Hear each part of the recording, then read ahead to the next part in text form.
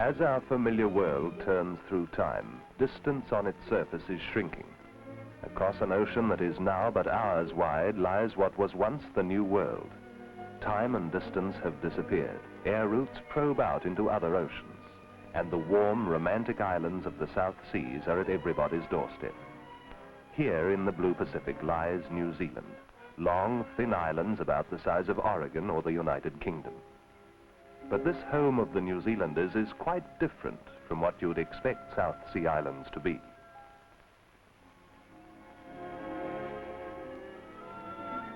On to the long west coast tumbles the Tasman Sea, and with it comes the weather. The winds bring rain, and the west is moist, and growth is deep and lush.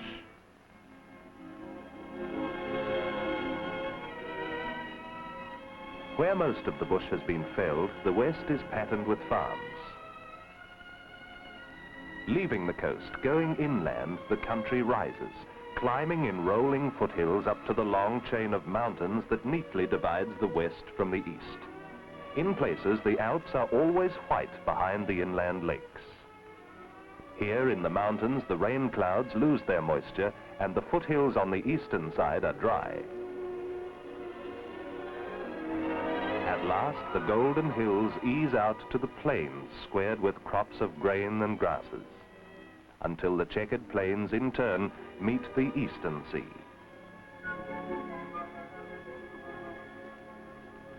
This country was difficult for the road makers. It's rugged, it's steep, and in places the only possible route follows gorges and canyons. You have to go up over the mountains from one coast to the other, and the roads climb over the passes. And they snake down to the plains.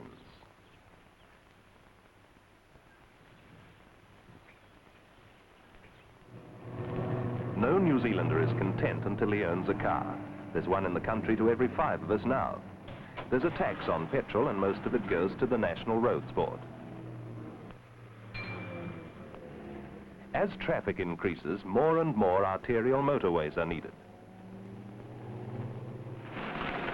Under the hot sun, new surfacing is laid. The motorways are smoothing the miles over the hills, through farmlands and across the plains.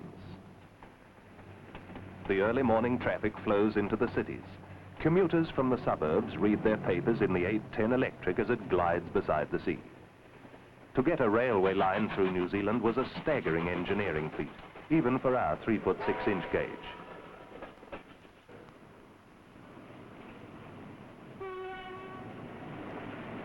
Thousands of tons of freight move up and down the islands, going from the country to the towns and from city to city.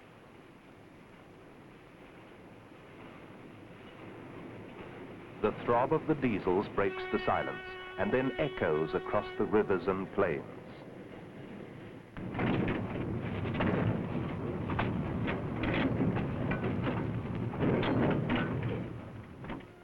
Cook Strait separates the 2 main islands.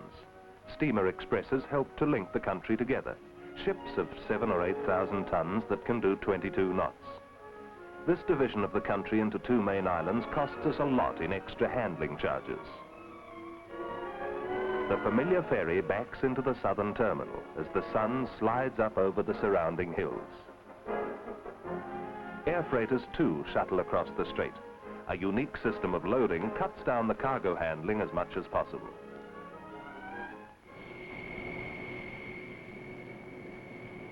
As a nation, we're keen on flying. The government owns the Internal Air Service with a network all over the country.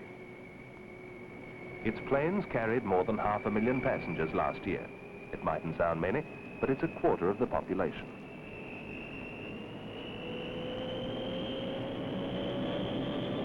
From the air's a good way to see any land. Our islands are about 1,000 miles long, and flying up or down or across them, even the most blasé traveller finds it hard to get interested in a magazine with New Zealand sliding under him.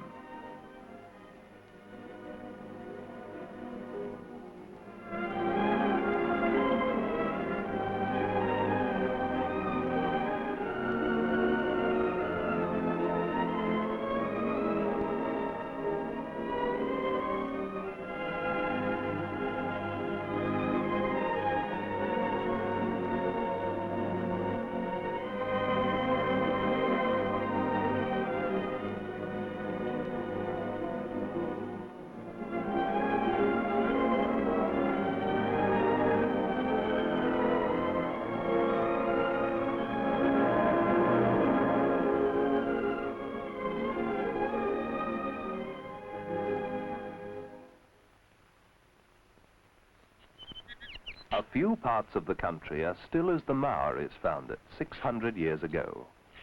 The Maoris came from the islands in the Central Pacific, and their legends tell of great canoes chartered by the southern stars that made landfall where the red flowers of the Pohutukawa burned crimson against another sky.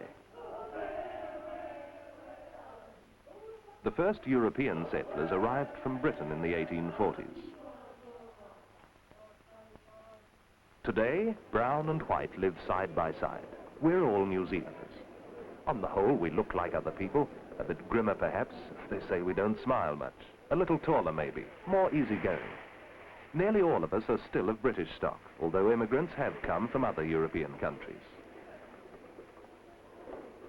The Maori New Zealander lives and works much as his Pākehā brother does, in the country and in the cities.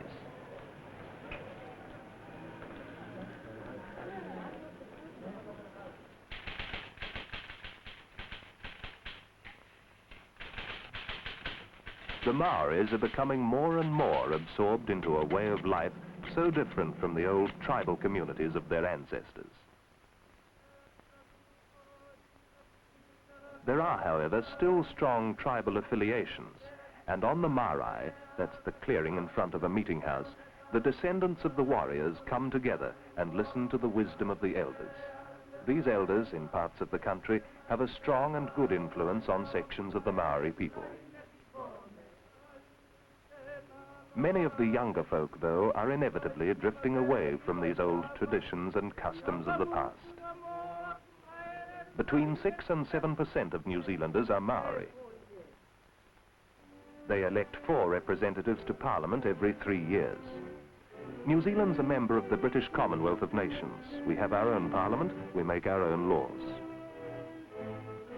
The monarch's representative, the Governor-General, arrives at Parliament buildings to open a new session.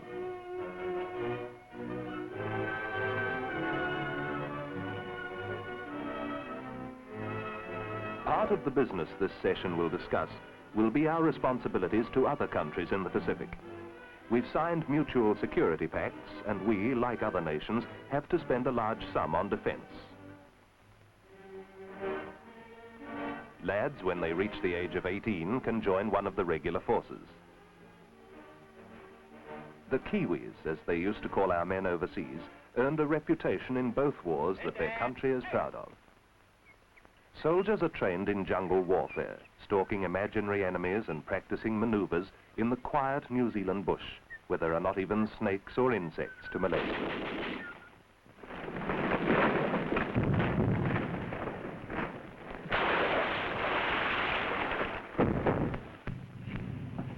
Some boys prefer to join the Royal New Zealand Navy or the Volunteer Reserve, and cadets get part of their training at sea.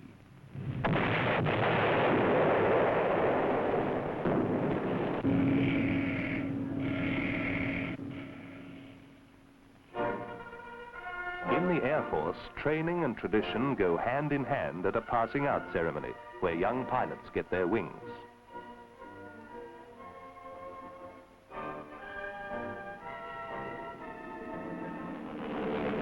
It's likely that our national character's been shaped by having to march along together to make a nation down here in a short time. What we are has been determined in the past by the land.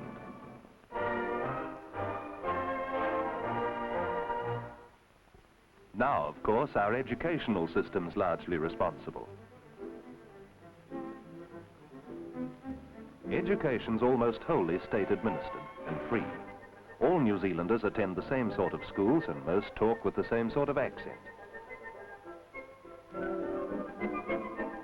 Nearly all primary schools, which children go to until they're about 12, have mixed classes.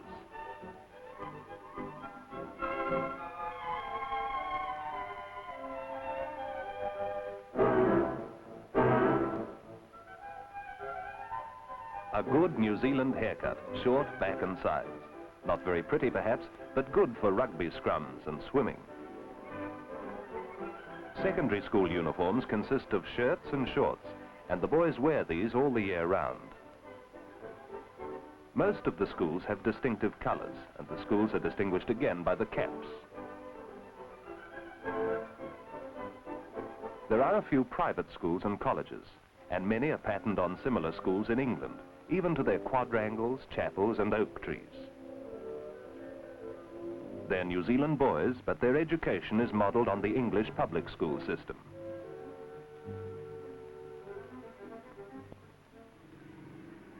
In isolated districts where transport is difficult, or there isn't any, the government provides a familiar vehicle, the school bus.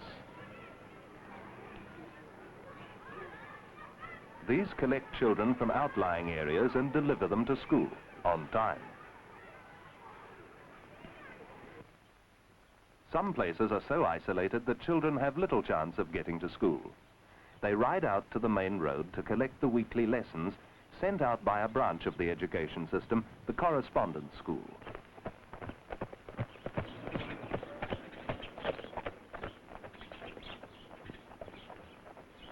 School will be in again tomorrow. The agricultural colleges train young farmers and advise established ones. The research and teaching and practical fieldwork attract students from many parts of the world. And they take their knowledge home with them to lands where it could revolutionize their living standards. There are universities in all the main centers. Varsity education is also free to all who pass the entrance examination. Year by year, the number of students wanting to get their degrees is increasing so steadily that university accommodation is becoming a problem. Young New Zealanders get free dental care.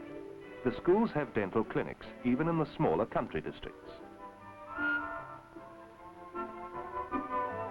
Regular examinations and attention take care of the growing children's teeth and teach them the habit of looking after them. The large numbers of young women in schools throughout the country are trained in city clinics for their responsible jobs.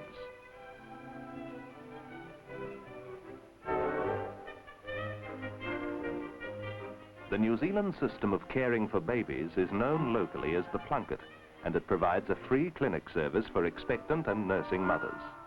Having a baby brings no financial worries, as confinement expenses are met under the Social Security scheme. The best medical attention is free in the hospitals. Medicine is also distributed without charge. With health services available right through life, we've come to believe that the people's welfare is the government's responsibility. It's a definite and characteristic philosophy. We've been giving pensions to old people for 60 years. Now comfortable blocks of individual flats are being built, so that companionship too may be theirs if loneliness is a burden. New Zealand's a wonderfully healthy country, a great place for bringing up children. The farmers live out in the country very much as the people do in the cities. That is, they usually have comfortable houses with water, power, and generally a telephone.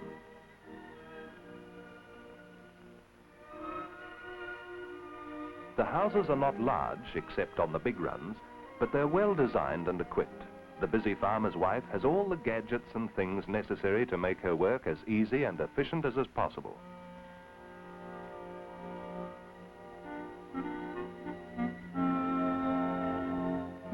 Few are isolated on their farms today. A car and good roads have brought the towns as close in time as the cities to their suburbs. On sale days, the streets of the country towns are lined with farmers' cars. These towns are comparatively small, but they're busy. They're generally built along one main street, which stretches out in both directions until it can maintain its air of busyness no longer. Then the paddocks or the trees move in once more. In the cities, life is much the same as in cities anywhere. Some people live in flats. More and more are being built as the town planners persuade us to change our habits and build upwards. As we adapt ourselves to living above our neighbours instead of beside them, we hope that a view will make up for the gardens we'll leave below.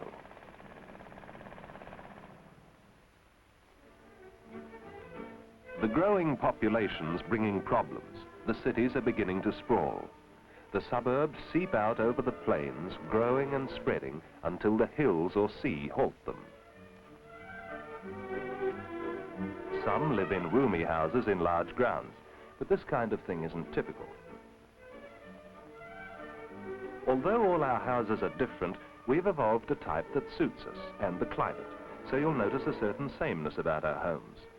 Most of them are wood, which seems to surprise many visitors, and they're roofed with iron or concrete tiles. There's neither great individual wealth here nor real poverty, but there are the flowers. New Zealanders insist on their plot of ground.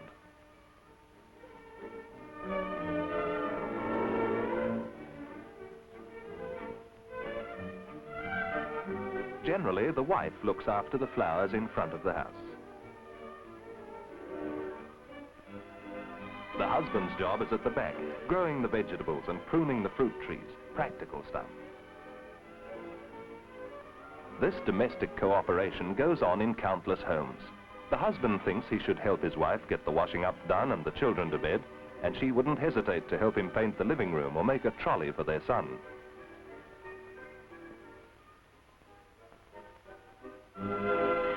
On the whole, life is pretty free and easy. New Zealanders are not generally bound by convention. They please themselves to a large extent. Even in the cities, living is almost leisurely. People are still attuned to the rhythms and colors of the hills and the sea that are never far away.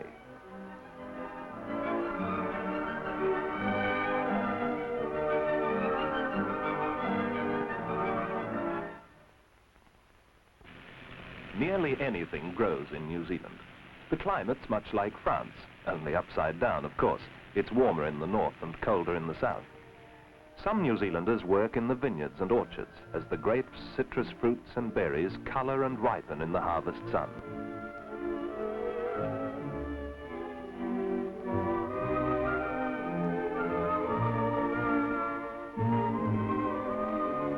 A lot of pip fruit's exported, and New Zealand apples are appearing in the markets in Europe and the United Kingdom.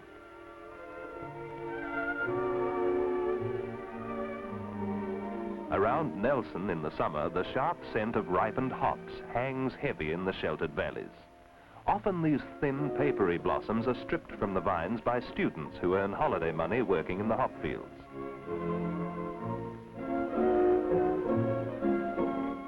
We're growing now about a third of all the tobacco we smoke, and the leaf produced is ideal for blending.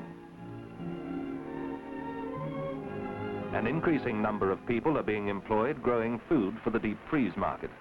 The green pea harvesters move over the growing crop, filling cases with shelled peas and discarding the vines to fertilize next year's crop. A more conventional harvest's going on in the south. They're gathering the wheat for our daily bread.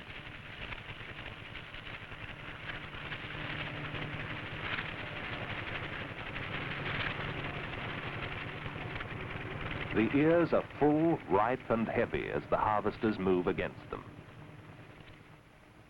Further south again, the grasses have come once more to maturity. This is a valuable crop, for we export grass seed. Another crop too is ready for harvesting. One of the man-made forests of pines growing at the rate of about 1,000 tons a day. Battalions of pines march across the land, and the camp followers are new harbors and railways, new mills and factories. And to support them, new towns.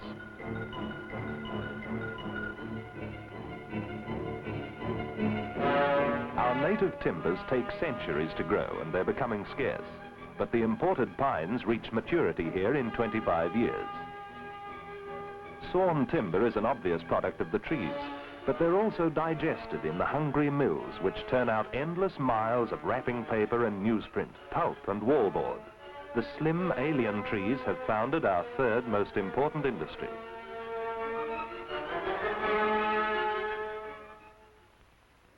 When you come to the factories, they're not large by overseas standards. We don't export great quantities of manufactured goods.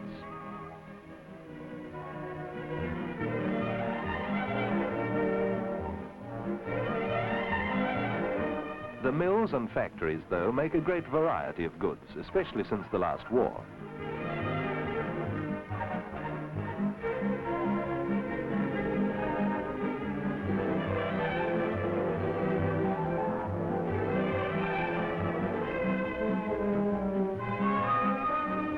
most of the industry would come into the light category, making products to satisfy our own personal and domestic needs.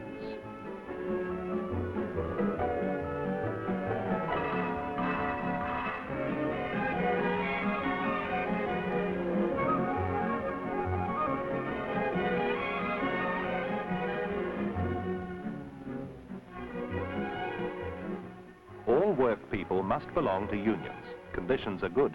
There's a 40-hour, 5-day week and paid holidays.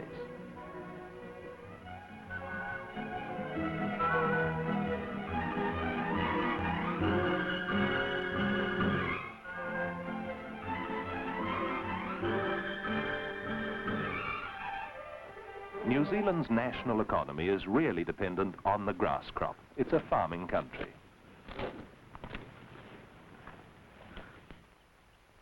All the livestock's born and reared outdoors, for the climate's mild.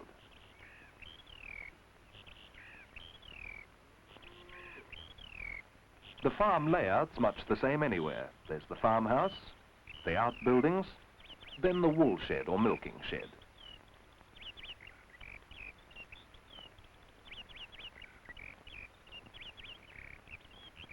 On most dairy farms, the cows are Jerseys. They're good in our climate and yield a lot of butterfat.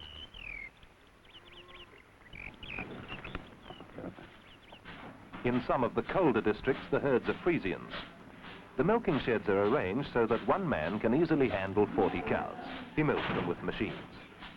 From when they're born until when they die, the only time a New Zealand cow has a roof over its head is when it's being milked.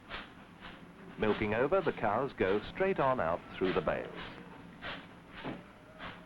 There are large industries tied up with farming. A lot of the cheese manufactured is cheddar for export. New Zealand's fortunate in many ways, but all the same it must be always on the alert for new ways of increasing its production.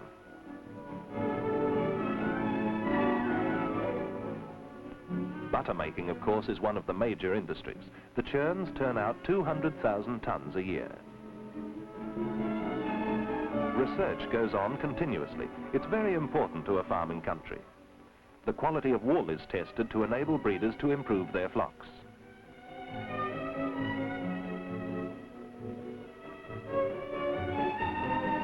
And scientists examine the efficiency of milking machines. What the research workers discover today, the farmers use tomorrow. Experimental farms develop new strains of seeds that will give us more grass for longer periods of the year.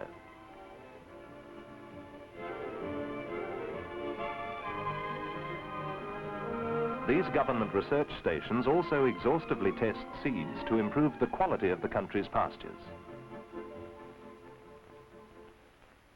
On pastures where the country is rougher, you find cattle being bred to eat.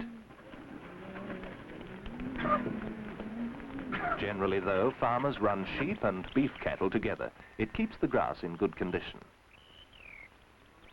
Fattening lambs for overseas markets is another big farming industry.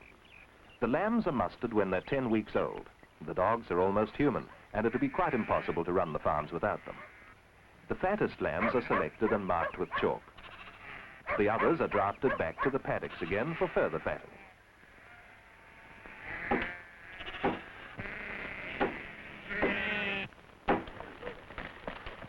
They're obviously spring lambs.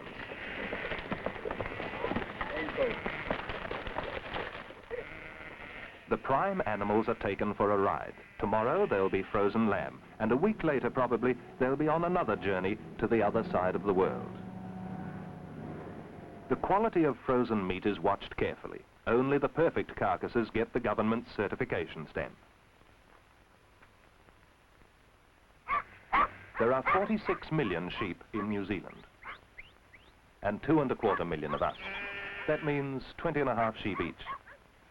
Country like this would run up to 2 sheep to the acre, and on the North Island hills most of them are Romneys.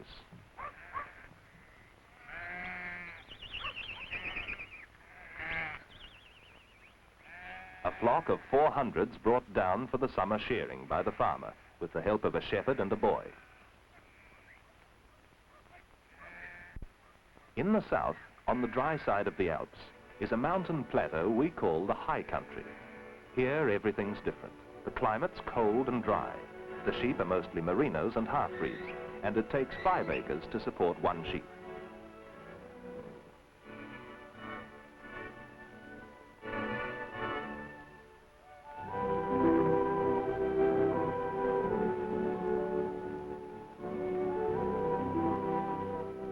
Droving's tough work, and the flocks are big by our standards, maybe 15,000.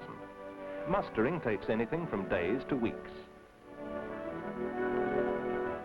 The sheep leave the high, wind-swept tussock and come down to the sheltered paddocks round the homestead, for shearing in the south too is once more underway.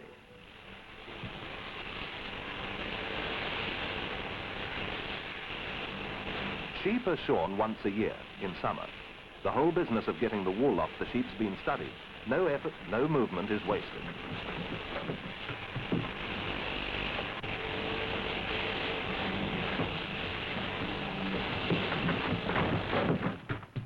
A good man shears 250 sheep a day. Wool, needless to say, is one of the things we live by. The number of bales rolling off the place determines to a large extent the farmer's income for the year. As the seasons slowly turn, the farms yield up their riches. Trucks and trains converge on the ports.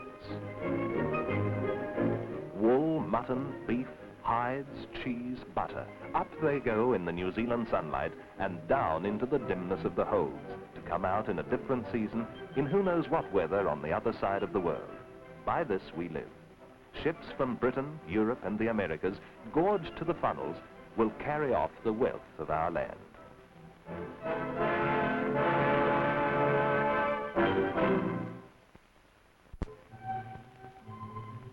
We've been on our Pacific Islands just over 100 years. The pioneering days are nearly over, and we're able now to turn our attention, almost for the first time, to less material things. New Zealanders are enthusiastic concert goers. Our national orchestra gives about 100 concerts a year. To bring live music to as many people as possible, the orchestra travels 10,000 miles in a season. We have an innate love of theatre. Even the smallest township supports a repertory or little theatre. And there's a state-subsidized national theatre.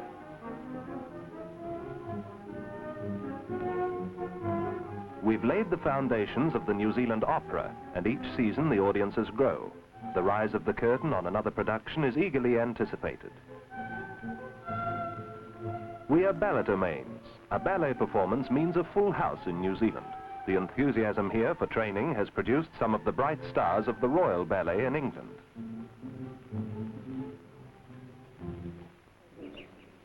New Zealanders are keen on sport, even too fond of it maybe. The first were naturally British, brought into a South Seas setting by our ancestors. That's it.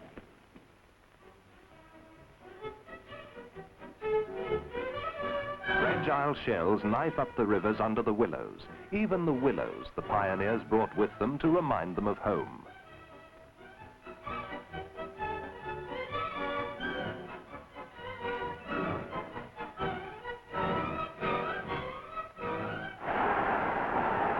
But rugby we've adopted as our own, our national game, for rugby union's perfectly suited to the rugged New Zealand temperament.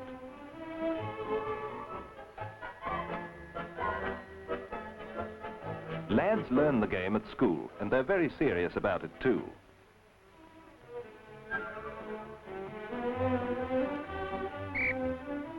Our other great sporting mania is racing. Millions of pounds go through the totalisators every year, for we've done away with bookmakers. The stands seem full for every meeting, and there are 380 of them a year.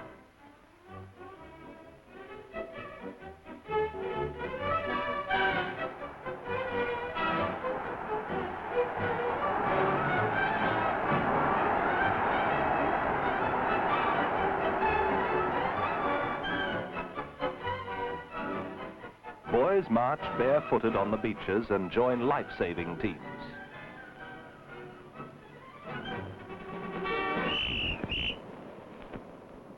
Dummy alerts keep them fit and in practice in case a real emergency arises. They do a great job keeping the beaches patrolled and by teaching the youngsters to swim.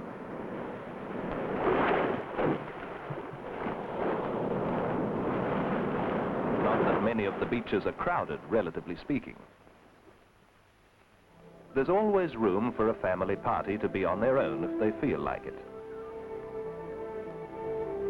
Waitemata means sparkling water, and it's the name the Maoris have given the Auckland harbour. Sport's cheap and accessible. Anybody can join any sporting club. Yachtsmen start young here, becoming first-class yachties before they leave school. Some of the harbours, with their sheltering circle of islands, are playgrounds for a lifetime, if you've the sea in your blood.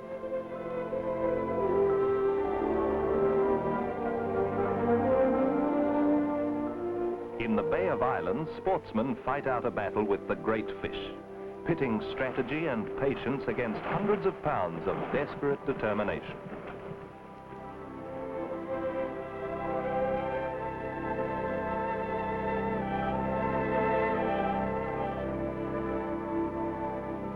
Sometimes the fish wins, and sometimes the man does. The trophies are put on the scales to give weight to the angler's story.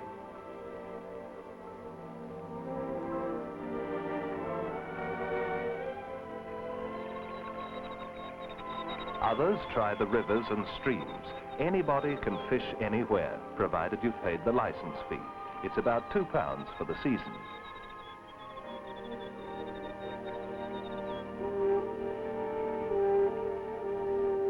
The fishing season generally lasts for 7 months. You can catch salmon, brown trout, rainbow trout. There's no restrictions except that you can't take more than 8 a day in most districts.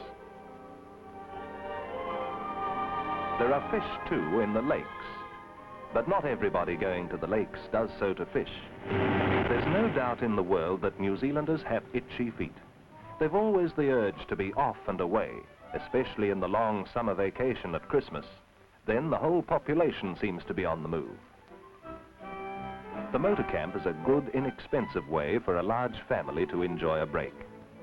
To wear just shorts for a fortnight is the New Zealander's idea of a holiday.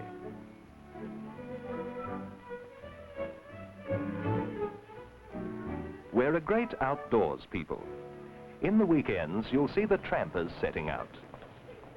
The country's not covered yet with a network of cities and towns. The hills and mountain playgrounds are not far beyond the city doors. It's easy to get away from it all. Wild, spectacular country is everywhere. Mountaineering's another sport well suited to the national temperament, and young people respond, as Hillary did, to the cold, hard challenge of rock and ice. Sometimes they brave the hot, sulphury breath of a volcano to stand unchallenged on its rim.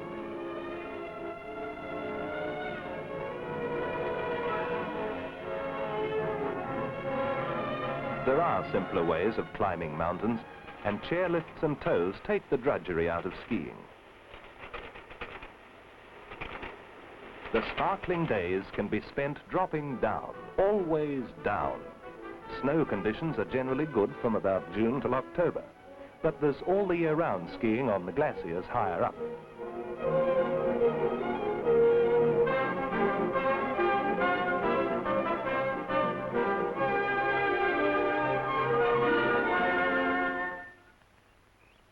The mountain country is irresistible to the hunters too. They come into the high valleys and the quiet of the hills to fulfill their boyhood dreams. Deer, tar and chamois are so numerous and destructive that the government employs a small army of men to keep the population down. For the private huntsman, this is paradise. No fees, no closed season. Last year they bagged over 100,000 head. New Zealand is never monotonous. There are lakes the color of the sky, a white mountain in the north with a crater full of hot water. In the south, the fjordland, precipitous, wild, remote and fascinating.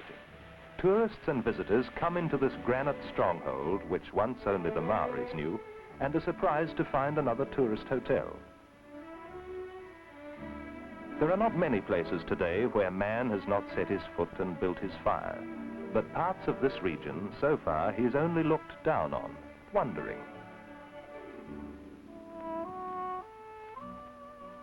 Here too are the great glaciers moving down close to the sea and melting away in the bush to the sound of birds.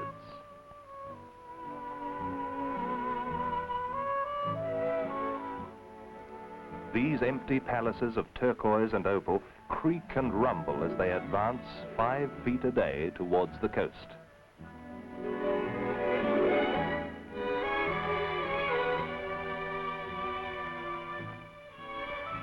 Warm mineral waters among the ferns delight the children, for a belt of thermal energy extends throughout the northern island.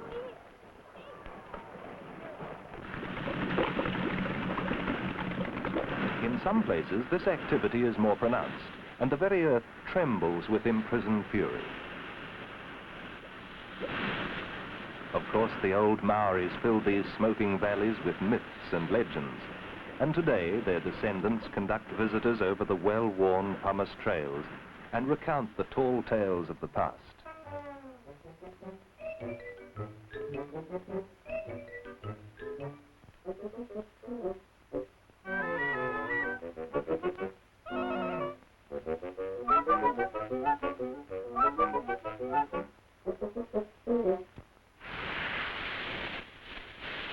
There's a lot to see in the thermal districts, and many visitors and New Zealanders are fascinated by the trout that come up from the lake for a picnic lunch.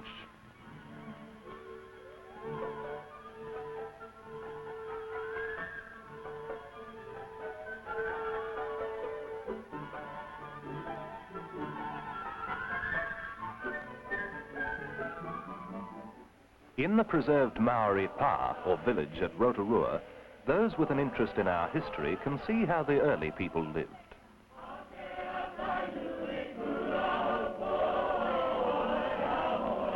Like the Scots at the Braemar Games, some of the local men and women like to dress up in their national costume to entertain visitors. For tourists, they tattoo their faces with burnt cork and demonstrate the old hakas and songs of the past.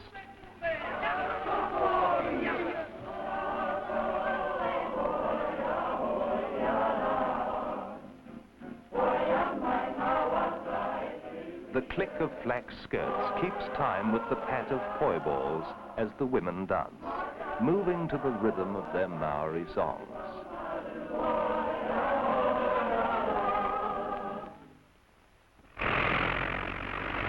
Wherever you go in New Zealand, you'll see the bulldozers, chewing away at the land like hungry animals. As population and prosperity increase, there are demands for more things, more services. In particular, the demand for power to run our homes and industries increases daily.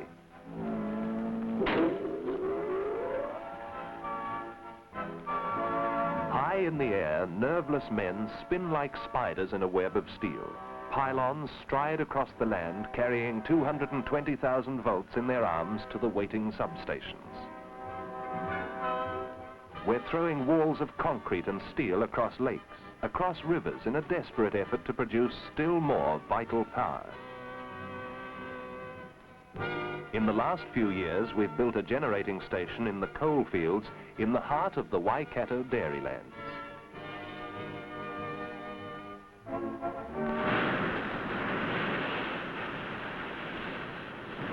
And then, to help us, a gift from Ruomoku, Maori god of the underworld. Power forever from the fiery center of the world. This natural force has been harnessed, and the valleys will hum with the sound of spinning dynamos. Our future, though, lies with the land. On thousands of farms, the aeroplane is replacing the tractor on the hills. Into hoppers go seeds or fertilizers, hormones or sprays.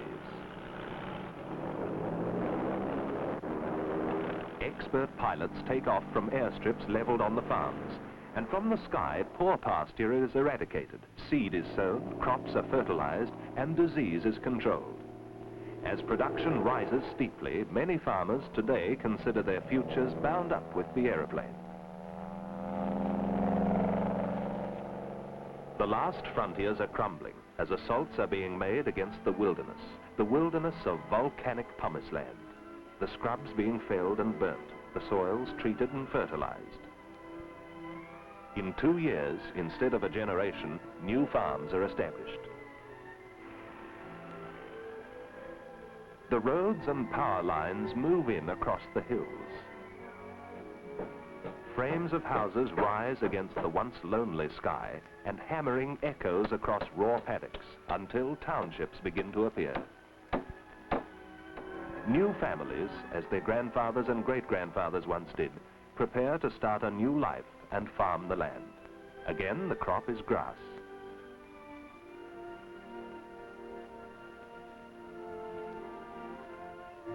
The wealth and prosperity of these New Zealanders, and all those in the cities and towns, is in the green earth.